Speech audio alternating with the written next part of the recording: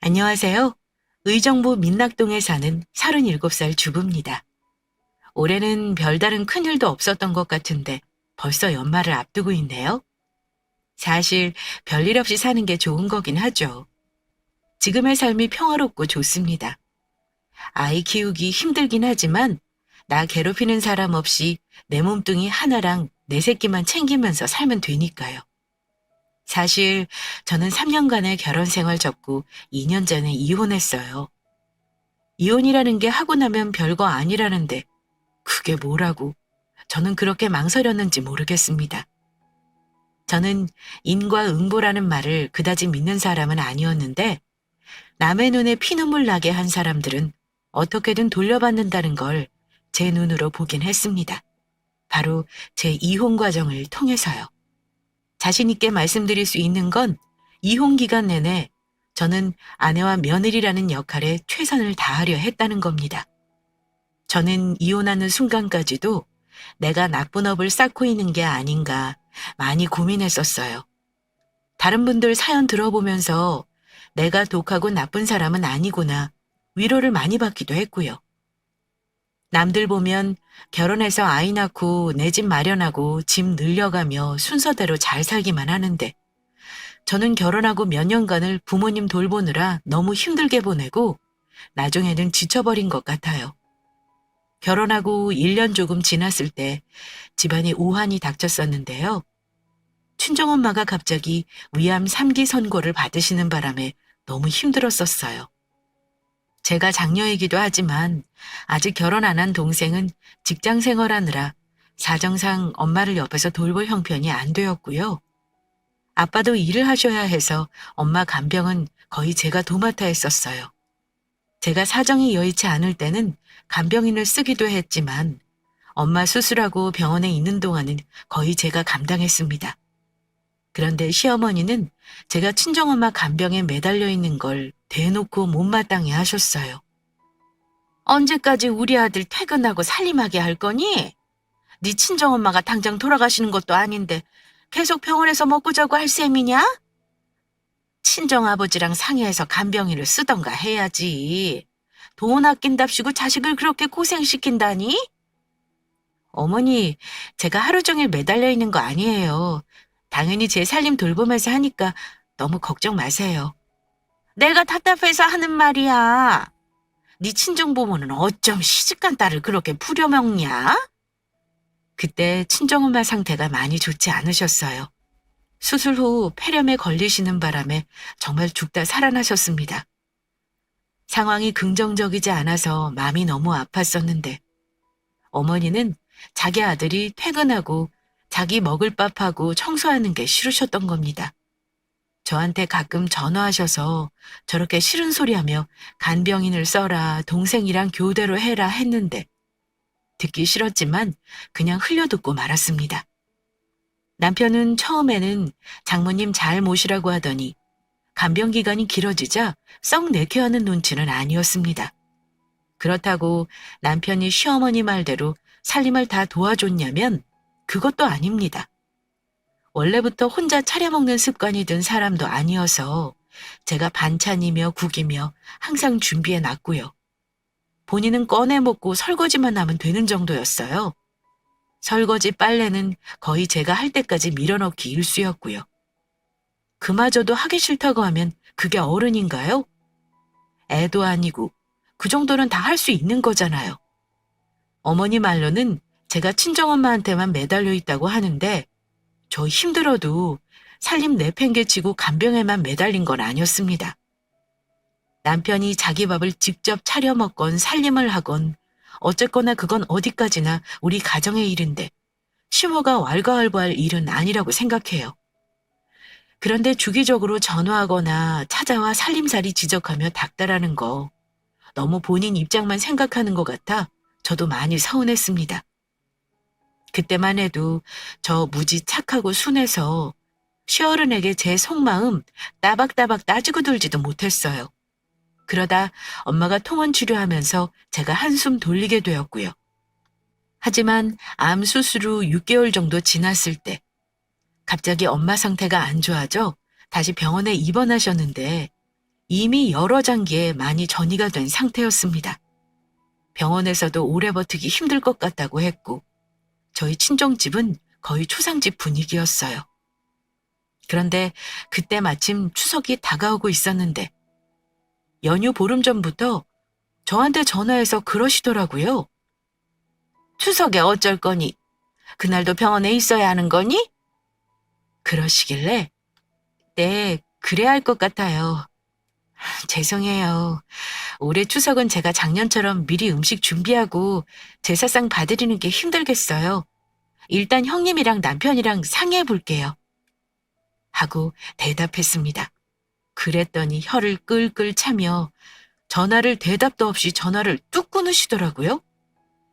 친정엄마 간병하는 와중에도 저는 시어머니, 시아버지 생신되면 갈비며 잡채며 전이며 최대한 신경 써서 생신상 차려 작은아버지 댁 식구까지 다 모시고 대접했었습니다. 그런데 엄마가 오늘 내일 하시는 위독한 상황에 도저히 자리를 비울 수가 없을 것 같아 이번 추석 한 번만 제가 자리를 비우겠다 말씀드린 건데 그게 그렇게 죽을 죄인가요? 며느리가 저만 있는 것도 아니고 형님도 있는데 형님은 맞벌이를 한다는 이유로 원래부터 어머니가 편의를 많이 봐주시긴 했어요. 집에서 놀고 먹는 며느리가 친정엄마 간병에 매달려 있는 게 싫으셨던 거죠. 그때 엄마는 거의 한 달 가까이 식사를 못 하셔서 팔다리는 거의 미라같이 말라가시는 상황이었어요. 근데 추석 전날 제가 경황이 없어 전화를 못 받다가 부재중 전화가 5통이나 온 걸 보고 시모에게 전화를 했는데 저한테 소리치며 화를 내시는 겁니다. 너 진짜 명절 내내 거기 처박혀 있을 생각이야? 나와서 국이라도 한 솥 끓이고 나물이라도 무쳐놔야 하는 거 아니니? 대체 며느리라는 게 뭐냐? 내가 너 보고 우리 집에 오라가라 하든 명절에 한 번 와서 도리하는 게 그렇게 힘든 일이니? 이러시는데 저도 기분이 확 상해서 참다가 한마디 했습니다. 어머니, 저도 지금 친정엄마가 오늘 내일 하시는데 추석 차례상 차리고 싶은 마음이 들겠어요? 이번만 형님하고 하시면 되잖아요. 꼭 둘째 며느리에게 이러셔야 하는 건지 저도 서운하네요. 하고 말씀드렸습니다. 그랬더니 시어머니가 이러는 겁니다. 네 친정엄마가 지금 당장 죽는다더냐? 자식이 너 하나만 있는 것도 아니잖니. 하루 나와서 며느리 노릇하면 큰일 나니? 그 사이에 네 엄마가 죽기라도 해? 이러시길래 너무 화나서 그냥 끊어버렸어요. 그랬더니 어머니가 형님이고 아들이고 다 전화를 돌리면서 제 욕을 하셨던 모양이에요. 형님까지 저한테 전화로 한 소리를 하시더라고요. 동서, 친정엄마 챙기는 건 좋은데 그래도 며느리 노릇은 해가면서 하는 거야. 지금 동서 살림이고 남편이고 다 내팽개치고 병원에만 목매달고 있는 거 우리도 1년 넘게 모른 척하고 가만히 있는데 명절까지 이러는 거 너무한 거 아니야? 형님에게까지 이런 소리 들으니까 정말 서운하더라고요. 남편 놈마저도 여보, 그냥 내일 하루만 나와서 음식 몇 가지만 하고 가지 그래? 이러는데 어쩜 하나같이 다 똑같은지 남편이고 시댁이고 다 정떨어지더라고요. 제가 혼자 끙끙대니 친정아빠는 시댁에서 그러는 것도 일리는 있다. 네가 우리 집에 좀 신경을 많이 썼니? 추석 동안은 네 동생이랑 내가 엄마한테 붙어 있을 거니까 너도 너무 걱정 말고 시댁에 가보렴. 이렇게 말씀하시며 저를 굳이 가라고 하셨습니다. 친정엄마가 위독한 상황임에도 며느리는 시댁 차례상 차리고 명절 음식 해야 하는 게 당연한 건가요? 그때 처음 결혼했던 걸 후회했던 것 같습니다. 결국 친정엄마는 그의 겨울이 오기 전에 돌아가셨습니다. 그런데 엄마 돌아가셨을 때 저는 시댁에 참 많이 서운했습니다. 그때 코로나 때문에 장례식에 사람이 없기도 했지만 시부모님은 둘 다 장례식에 오지 않으셨고 제 계좌로 10만 원 보내놓으셨더라고요. 물론 코로나 시국이니 이해는 했습니다. 그런데 시어머니는 전화라도 한 통 해주실 줄 알았는데 장례 전에도 후에도 아무런 연락이 없으셨습니다. 그런데 남편 말로는 시어머니가 외려 저한테 화가 나셨다는 겁니다. 당신도 참. 아무리 경황이 없어도 어머니한테 전화 좀 자주 드리지 그랬어. 지난번 추석 때도 그렇고 며느리 돌이 못해서 죄송하다 한마디 할 수 있는 거잖아. 저도 사람인지라 남편 말을 들으니 결국 폭발하게 되더라고요. 어머니야말로 정말 너무하신 거 아니야? 형님이고 어머니고 어떻게 아무도 연락 한 통 없이 계좌에 돈 10만 원만 딸랑 보내놓을 수가 있어? 아무리 시집이라지만 그러는 거 아니야. 지금 누가 누구한테 도리를 안 한다는 건지 모르겠네? 하고 쏘아붙였습니다. 그랬더니 남편 대답이 더 기가 찹니다. 엄마 아버지 나이도 많으신데 코로나 시국에 장례식은 무리잖아. 엄마가 형한테는 따로 연락 안 했대. 그래도 형수는 모를 거야. 맞벌이 하느라 바쁜데 괜히 신경 쓸까 봐 그러셨다더라. 토시 하나 안 틀리고 저렇게 대답하는데 진짜 정남이가 떨어지더군요. 말이 칼보다 무섭다는 말이 실감나는 게요. 남편의 그 말이 자꾸만 제 가슴을 파고들어 저를 괴롭히는 바람에 시댁이고 남편이고 잘하고 싶지가 않았습니다. 친정엄마가 돌아가시기 전에 너무 고생하는 걸 봐서인지 저는 아픈 사람도 그렇지만 아픈 사람 옆에서 보는 간병에도 보통 일이 아니라는 걸 그때 뼈저리게 느꼈어요. 엄마 돌아가시고 한동안 많이 힘들었는데 혼자 남아 계신 아빠 걱정에 제가 친정집 오가면서 반찬도 챙겨드리고 아빠 건강도 챙겨드렸습니다. 친정이 저희 집에서 가깝기도 했고 다행히 아빠가 경제적으로 저한테 기대는 건 없었습니다.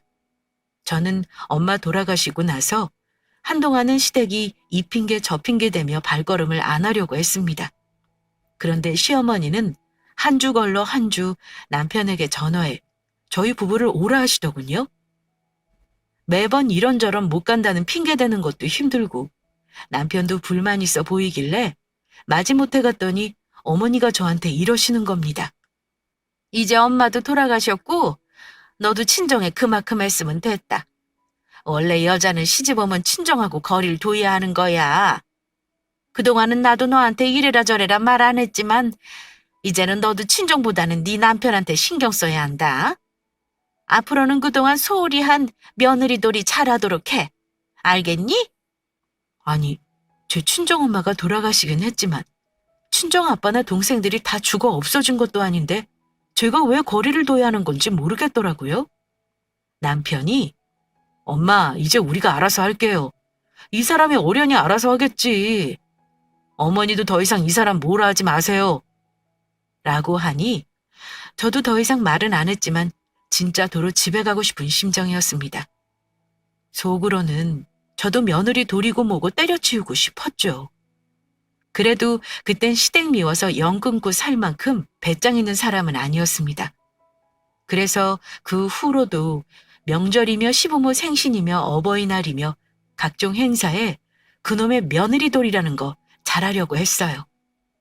어머니는 한 동네에서 30년을 넘게 사신 분이라 아는 분도 참 많고 동네 활동도 많이 하신 분이었는데요. 동네에서 통장 일도 오랫동안 하셨습니다.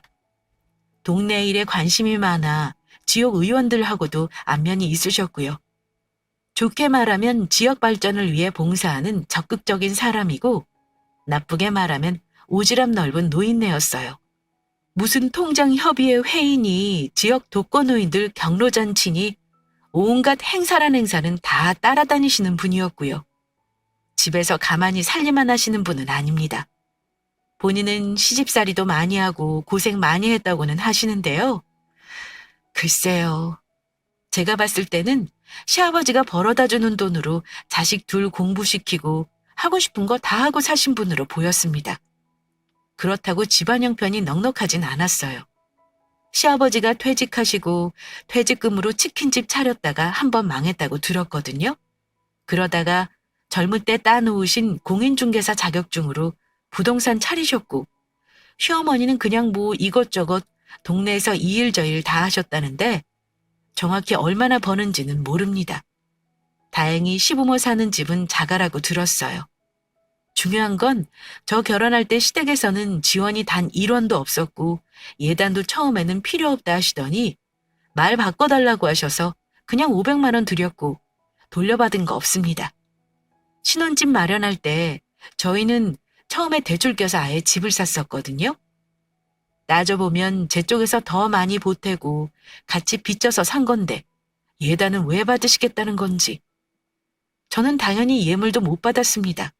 암튼 결혼할 때도 서운한 거 말하자면 1시간 넘게 말할 수 있어요. 하지만 살면서 남편한테 입 밖으로 서운하다 한 적 없었고요. 저도 말을 안 해 그렇지 시댁에 서운하고 억울한 게 나름 많은 사람이었습니다. 그런데 며느리돌이 운운하는 시모에게 어찌 진심으로 잘할 마음이 생길 수 있겠어요? 그러다 제가 첫 아이를 임신했을 때였는데요. 사람 일 한참 모르는 거라더니 그때 시댁에도 예상치 못했던 우환이 생겼습니다. 남의 애군이 자기한테도 일어날 수 있다는 사실을 왜 모를까요? 시아버지가 등산을 가셨다가 쓰러지셨는데 하필 사람이 없는 곳에서 쓰러지셨는지 한참 후에 발견되셔서 죽을 뻔했다가 겨우 살아나신 사건이 일어났습니다. 쓰러지더라도 사람 많은 곳에서 쓰러져야 하는 게 빨리 발견이 되어야 살아날 확률이 높고 예후가 좋다고 하더라고요.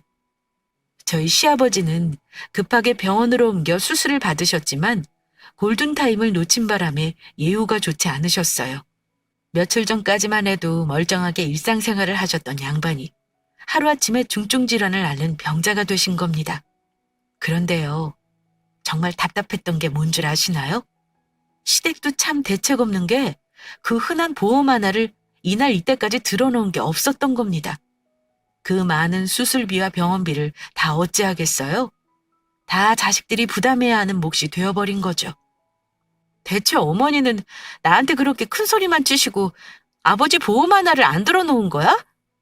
당신이라도 좀 챙겼어야지. 그런 것도 몰랐어? 나도 미치겠다. 나는 당연히 들어놓은 게 있을 줄 알았지. 아무것도 없을 줄은 몰랐어. 수술비야 그렇다 쳐. 앞으로가 문제잖아. 아버지 저렇게 거동도 못 하시는데 간병비며 약값이며 아주버님네랑 어찌할지 상의는 해본 거야? 그 돈이 매달 들어간다고 생각해봐. 앞날이 캄캄하다 정말. 당신 돈으로 내라는 거 아니잖아. 나랑 형이 내는 거니까 쓸데없는 걱정하지 마.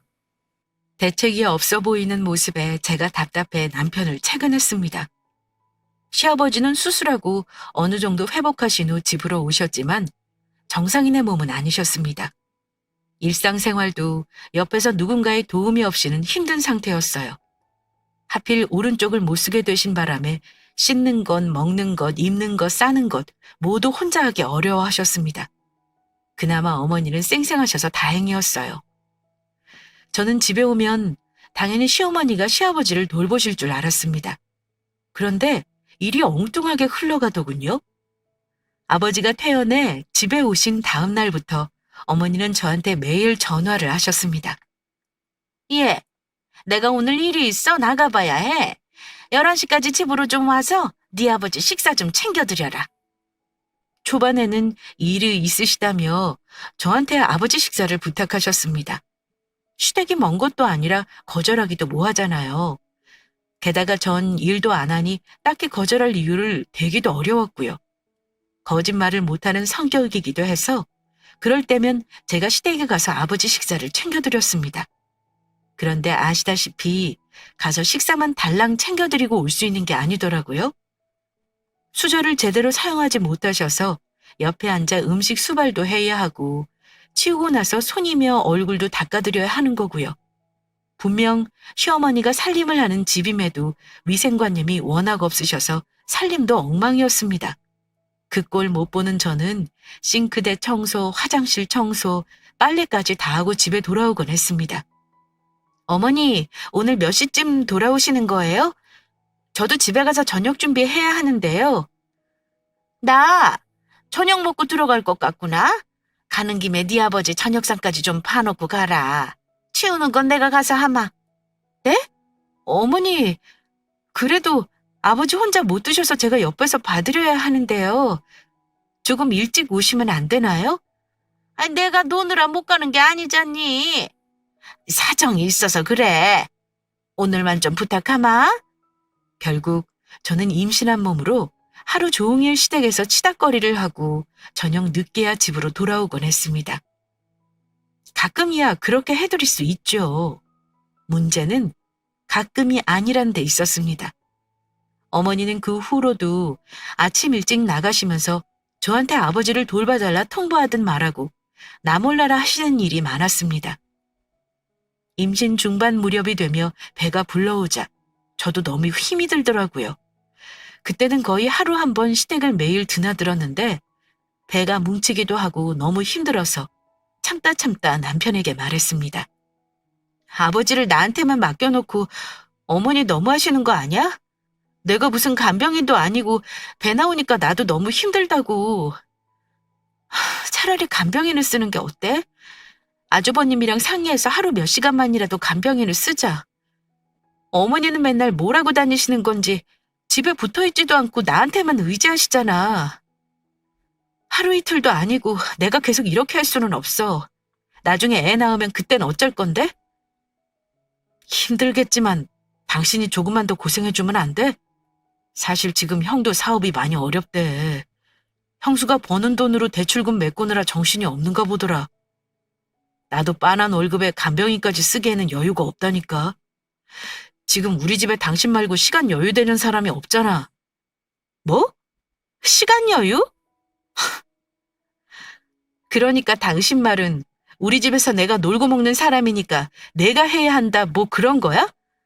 아이, 말이 그렇다는 거야. 일단 지금 상황이 그래. 아버지 병원비만 2천만 원 넘게 깨진 거 알잖아.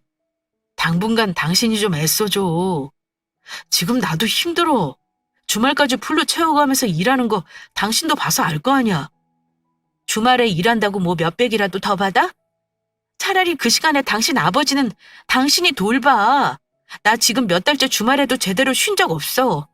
임신해서 체중 이렇게 안 느는 사람 나밖에 없을 거다. 남편은 돈이 없다며 간병인을 쓰지 못한다 하고 어머니는 맨날 어디 쏘다니며 자기 생활하기 바쁘고 저는 제 생활비 받는 걸로 시댁 반찬 만들고 있는데 문득 앞날이 너무 까마득해 느껴지는 거예요. 아픈 사람 간병한다는 게 친정엄마 해봐서 알지만 끝이 보이는 일이 아니거든요.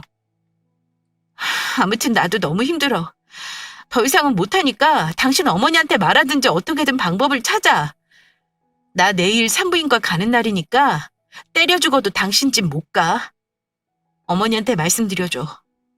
야, 너는 네 엄마 아플 때는 맨날 울고불고 난리 쳤잖아. 그때 내가 당신한테 뭐라 한 적 있어? 나도 그때 힘들었어. 그럼 당신도 우리 아버지한테 그 정도는 해야 하는 거 아니야? 아니면 이 집 빼서 어머니네로 아예 우리가 들어가는 건 어때? 그러면 당신이 왔다 갔다 안 힘들고 더 수월할 것 같은데? 뭐? 합가하면 내가 더 수월해? 그게 무슨 개소리야? 당신네 식구들 편하자고 합가하자는 게 대체 무슨 개소리냐고! 저는 합가라는 단어를 듣는 순간 까무러치는 줄 알았습니다.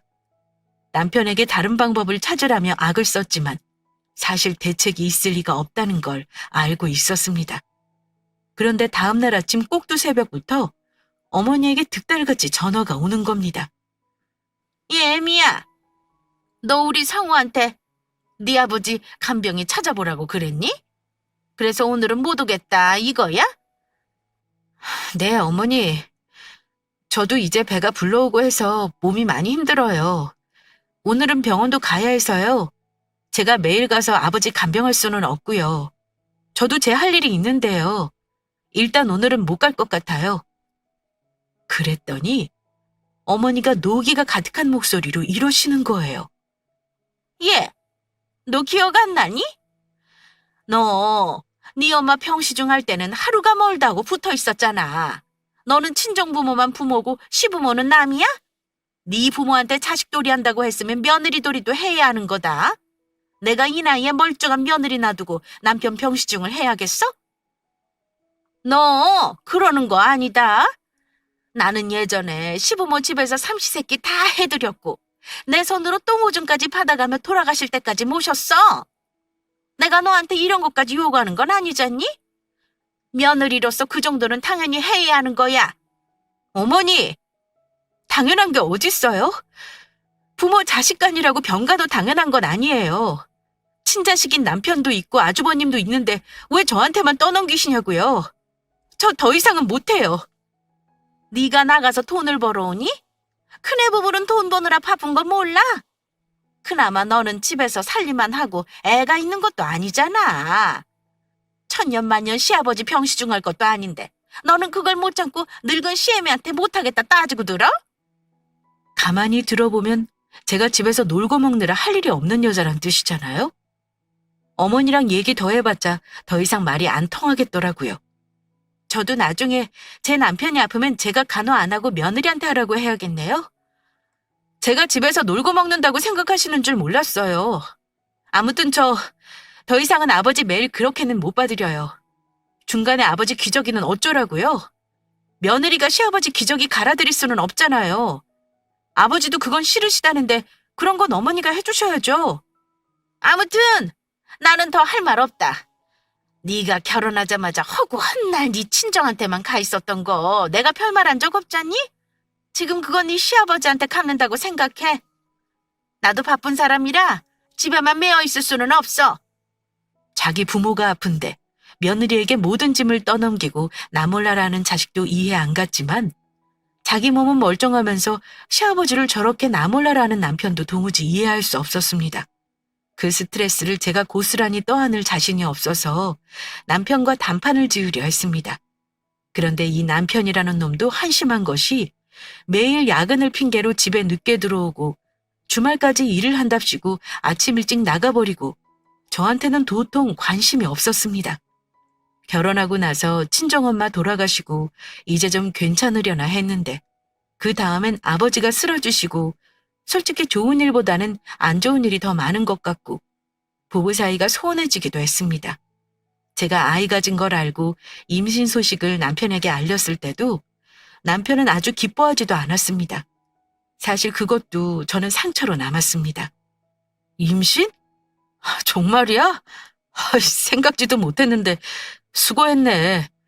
나는 당신이 내년쯤 가질 계획이라길래 그런 줄만 알았지. 우리 얼른 돈 모아야겠다. 그래야지. 부모님만 아니면 나도 일자리 알아보고 할 텐데 지금은 내가 여력이 없어. 알뜰하게 살아야지 뭐. 좋다고 호들갑까지는 아니어도 축하는 듬뿍 받고 싶었습니다. 하지만 남편의 반응은 딱 저 정도였고 오히려 걱정거리를 하나 더 얹어준 것 같은 기분이었죠. 뭐 거기까진 괜찮습니다. 남편도 어깨가 무거울 거라 생각하니까요. 그런데 그런 와중에 제가 우연히 남편 폰에서 소개팅 어플을 사용한다는 걸 알게 되었습니다. 처음엔 제가 잘못 본 줄 알았어요. 그래서 인터넷 커뮤니티에 그 어플에 대해 물어봤더니 바람 피우는 어플이라고 하더라고요.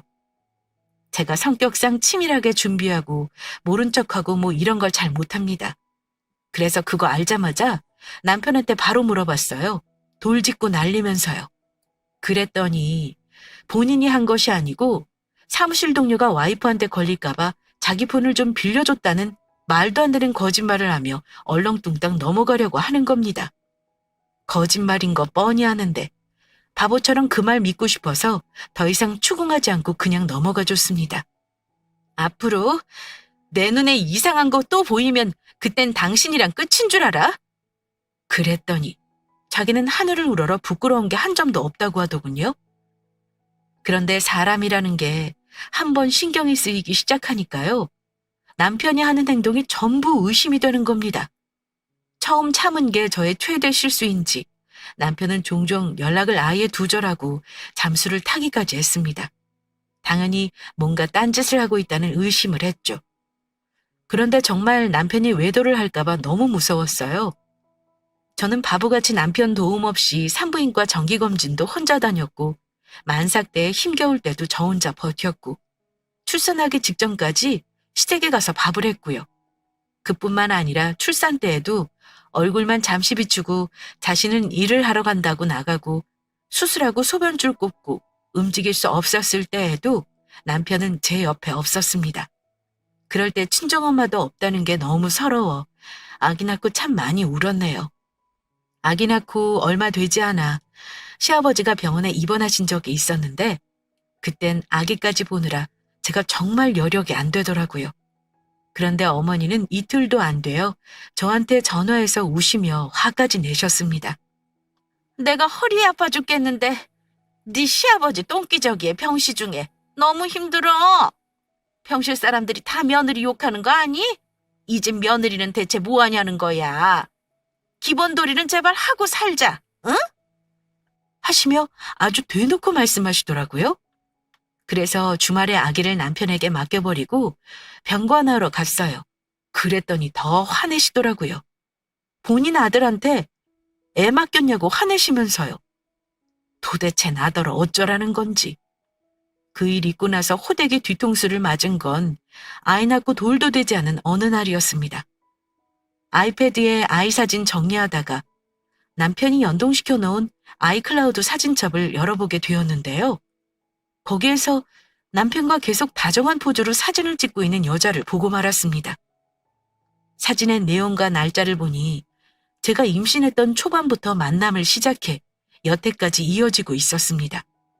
이제껏 주말 공부한다며 나갔던 건 모두 그 여자와 여행을 다녔던 거더라고요. 저는 임신한 몸으로 집안일에 시부간병에 힘들 때 남편은 탈출구처럼 여자를 만나 연애를 즐기고 있었던 거였죠. 제가 처음 남편을 추궁했을 때 그냥 넘어갔던 게 너무 후회되었습니다. 사진 속 남편과 그 여자는 저와는 달리 너무 다정해 보였고 행복해 보였습니다. 저는 결혼해서 웃으며 찍은 사진이 거의 없는데 말이죠. 그때 마음먹었습니다.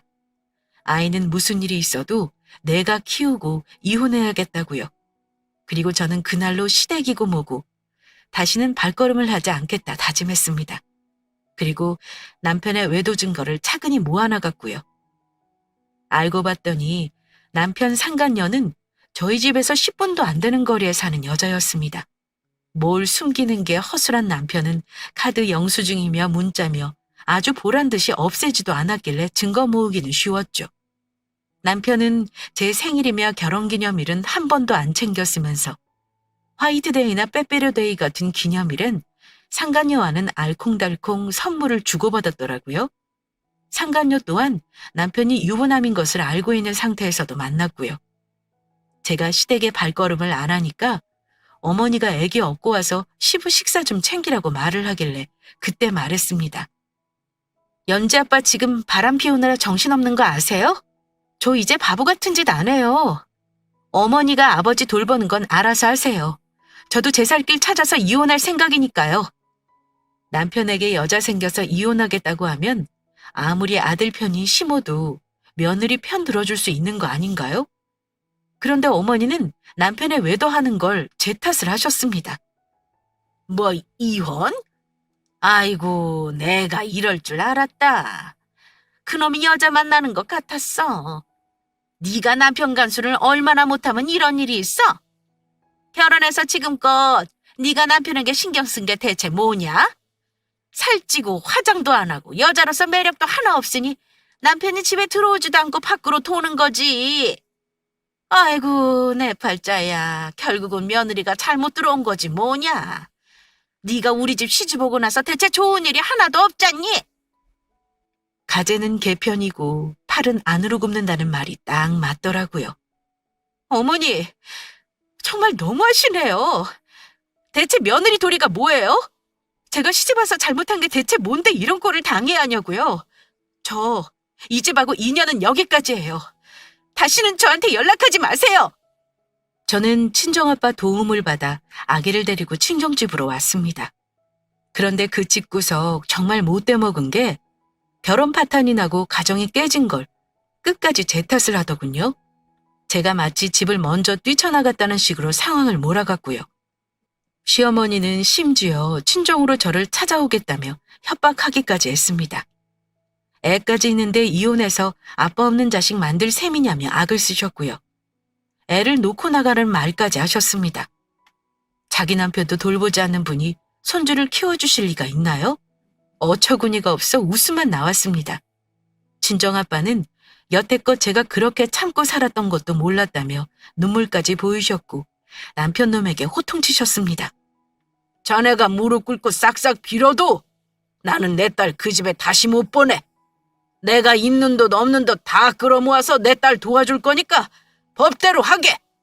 장인어른, 남자 한 번 실수한 거 가지고 이혼이라뇨. 제가 무슨 죽을 죄 졌습니까? 자네 집안 사람들 문제가 뭔 줄 알아? 사람이 살다 보면 실수할 수 있지. 그런데 사람이라면 자기가 잘못한 거 있으면 뉘우치고 용서를 빌 줄 알아야 하는 거야. 그런데 자네 집안 사람들은 뭘 잘못했는 줄도 몰라. 그게 문제지. 당장 돌아가게. 아빠는 저에게 그러셨어요. 너도 걱정 마라. 이혼해서 훨씬 더 잘 되는 사람 많아. 그 집에 더 있다가는 너 말라 죽이겠다. 아빠가 아기 봐줄 테니까 아무 걱정하지 말고 너 취직도 하고 너한테 투자도 하고 살아. 네 앞날 창창하니 아무 걱정하지 말고. 그동안 당한 것만 생각하면 그 인간과 상간녀 그리고 시부모를 용서할 수가 없었습니다. 저는 아빠 도움으로 아이를 보면서 취직 자리도 구했고 이혼 소송과 상간녀 소송을 시작했습니다.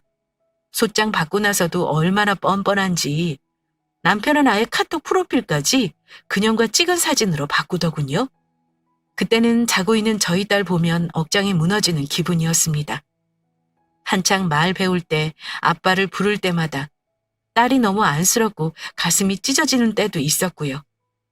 하지만 저는 엄마니까 아이 앞에서 약한 모습을 보이지 않으려고 노력했습니다. 이혼 소송 마무리할 때 집 문제와 세금 문제 때문에 실랑이가 있긴 했는데 잘 분할했어요. 아이 양육권, 친권 저한테 주셨고 판사님이 양육비도 월 100만 원 산정해줬고요. 위자료도 제가 청구한 대로 4천만 원 받았습니다. 상간녀 소송은 이혼 소송보다 오래 걸리긴 했지만 1,800 받았어요. 그 상간녀 참 대단한 게 전처인 저한테 전화해서 위자료 깎아달라고 문자하고 전화질까지 하더군요. 하도 기가 막혀 부모랑 네 주변 사람에게 다 알려버리겠다고 했더니 군말 없이 위자료 마련해서 주더라고요. 그 돈이 누구 주머니에서 나왔는지는 모를 일이지만요. 제일 불쌍한 건 시어머니입니다. 제가 인과응보라는 말 잘 안 믿는다고 했잖아요. 그런데 저 이혼하고 나서 아버지 1년 후에 돌아가셨는데 식구들한테 감추고 있었던 빚이 꽤 많이 있었던가 봐요. 돈이 없어서 갚을 수도 없는데 재산이라고는 딸랑 집 한 채였고요. 은행에서 상속 포기를 하던가 채무 이전을 하던가 선택하라고 압박을 했나 봐요. 집을 날릴 순 없으니 그 빚 고스란히 떠안고 온 식구가 빚 갚는데 정신이 없다고 들었습니다. 아버지가 그런 큰 돈을 빚내고 있는 줄 몰랐지 뭐야. 그동안 이자는 어찌 내셨는지. 부동산도 월세가 많이 밀리셨더라고. 그래서 말인데 당분간 양육비를 중단하면 안 될까? 사정 좀 괜찮아지면 제대로 줄게. 사정 좀 봐줘. 내가 너무 힘들어서 그래. 나 위자료 주고 그년 위자료 구해주느라 돈이 없는 거 아니야? 웃기는 소리 하지 마. 간방 가고 싶으면 주지 말던가. 최소한 부모로서 네 도리는 해. 당신의 집안돌이 좋아하잖아. 네 새끼한테 아빠 노릇하는 거 그것까지 안 하면 네가 짐승 새끼지 사람 새끼냐? 은근슬쩍 양육비를 중단하겠다는 말까지 하길래 감옥 가고 싶으면 그렇게 하라 했습니다. 그렇게 죽는 소리까지 하면서 어찌 여자 만날 돈은 있는지 참 신기했네요. 알고 싶지 않은 소식이지만 아이가 있으니 어쩔 수 없이 그 집 소식을 간간히 듣게 되네요. 아직 저는 친정아빠와 동생과 같이 살고 있습니다. 마음이 편해서 그런지 이혼하기 전보다 살도 5kg나 쪘어요. 가끔 지난날 생각하면 왜 그리 바보같이 살았나 후회됩니다. 시부 간병하는 거 힘들어서 못하겠다 했을 때 저 욕하고 뭐라 했던 시어머니랑 전남편 생각하면 문득문득 화가 치밀어 올라요. 며느리가 시댁 식구 간병하는 게 왜 당연한 건가요? 친정 부모님 아프면 사위 보고 간병하라는 말 안 하잖아요. 사위가 문병 안 와도 뭐라 하는 사람도 없고요. 이혼한 후에야 생각하니 이상해도 한참 이상한 거예요. 왜 며느리가 시부모 간병하는 1순위 사람이 돼야 하는 건지 말입니다. 그땐 왜 당당하게 말할 생각을 못했을까요? 저는 그 인간들이 제 인생 망쳤다고 생각하지 않으려고 합니다. 가뜩이나 용기 없이 소심했던 제가 남편이 바람까지 피운 덕에 결혼을 끝낼 수 있었으니 오히려 잘된 일이라 생각하렵니다. 긴 인생 여정에서 점 하나 찍었다고 생각하려고요. 2년이 지난 지금은 아이를 봐도 가슴이 막 아려오지는 않습니다. 그냥 예쁘기만 합니다. 앞으로 저는 경력을 열심히 쌓고 자기 개발해서 아이한테 멋진 엄마가 되려고요. 바보 같았던 지난날에 저는 떠나보내줬답니다. 왜 그리 멍청하게 살았냐고 타박받을 것 같아서 누구에게도 마음껏 터놓을 수 없었던 제 얘기를 이것에 털어놓으니 마음은 조금 가벼워진 것 같은 기분이네요. 인생 선배님들의 많은 축복과 응원 부탁드리며 제 사연을 마치겠습니다. 감사합니다.